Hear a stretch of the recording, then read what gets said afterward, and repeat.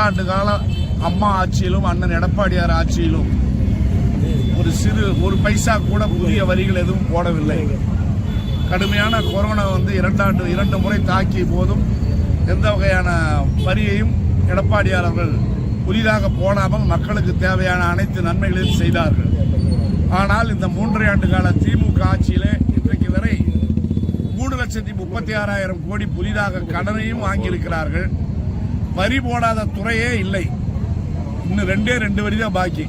ஸ்டாலின் அவர்கள் போட வேண்டிய 2 வரி, பெத்தா வரி, செத்தா வரி. அந்த 2 வரி போட்டால் தமிழ்நாட்டு மக்களுடைய ஜோலி முடிஞ்சது.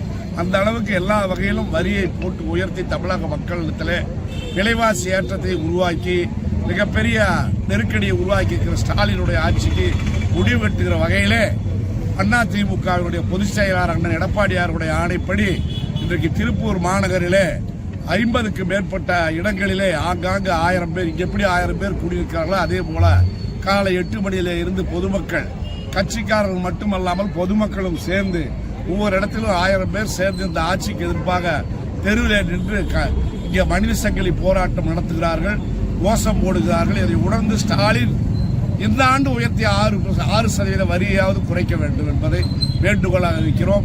மின்சார கட்டணத்தின் உயர்வின் காரணமாக திருப்பூரிலே பனியன் தொழில் முழுமையாக மயானமாகிவிட்டது. பனியன் தொழில் நசிந்து போய் பனியன் தொழில் அதிபர்கள் அனைவரும் இன்றைக்கு மிகப்பெரிய நெருக்கடியை சந்தித்துக் கொண்டிருக்கிறார்கள். இதையெல்லாம் இந்த அரசு உணர்ந்ததா இல்லை என்று தெரியவில்லை.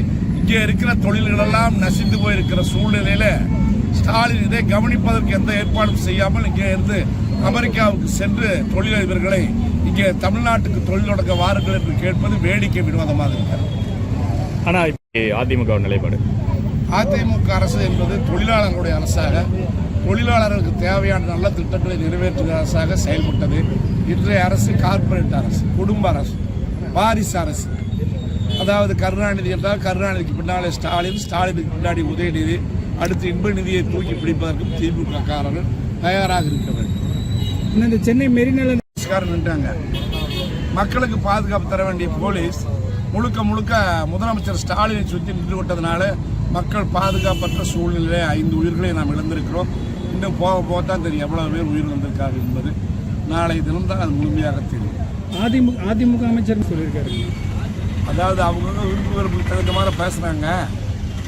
அதிமுக ஆட்சியில் எந்த அமைச்சரும் போதை நடவடிக்கையில் ஈடுபடல.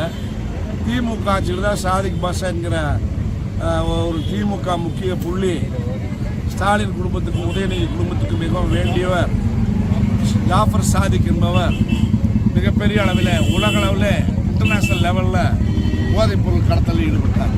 பாதகம் செய்பவரை கண்டால் நாம் பயங்கொள்ளலாகாது பாப்பா, மோதி மிதித்து விடு பாப்பா, அவர் முகத்தில் உமிழ்ந்து விடு பாப்பா. அண்மை செய்திகளை உடனுக்குடன் தெரிந்து கொள்ள இணைந்திருங்கள் இயம்நாடு தொலைக்காட்சியுடன்.